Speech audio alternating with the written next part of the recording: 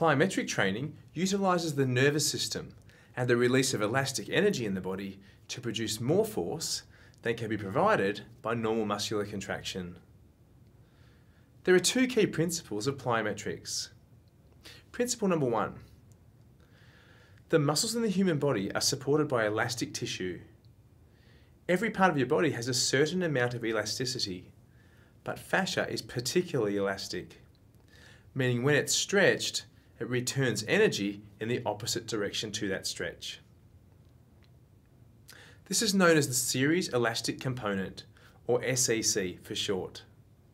Now, if I slowly lengthen a muscle under load, the elastic tension is low and the force is absorbed by the muscle and tendon and bone, which is why we lift slowly for strength training. We want to remove the elastic component and utilise the active muscle tissue. But if I lengthen a muscle quickly, there is more momentum and the muscle must create a braking force to slow down the body before changing direction. This creates more stretch in the passive tissues of the body, which are the tendons and the myofascia. When there's more stretch in the elastic component, there is more energy return, which helps propel the body upwards without metabolic cost. So the elastic part of the body assists the active muscle tissue to create greater force. Principle number two. The muscles in our body have sensory receptors known as muscle spindles.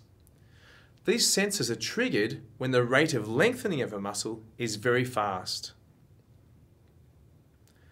After muscle spindle activation, a neural impulse is sent via the spinal cord to the muscle being stretched to contract in order to slow down the rate of lengthening. This is an involuntary action known as the stretch shortening cycle, or SSC. The SSC activates muscles faster than a voluntary contraction, as the neural impulse doesn't have to travel as far. We can take advantage of the stretch shortening cycle by creating high velocity lengthening forces on the muscles. The stretch shortening cycle increases muscle activation by adding more neural impulse on top of the standard voluntary contraction. Let's put these two principles into practice. Take a look at the basic squat jump.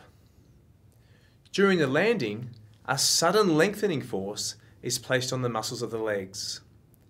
The glutes, quads, hamstrings, and calves contract to support the body and decelerate the momentum.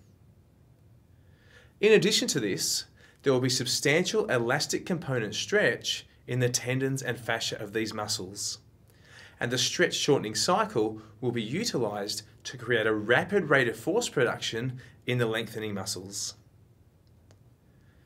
So the force produced is the normal muscle contraction plus the elastic recoil from fascia and tendon, plus the additional muscle activation from the stretch shortening cycle.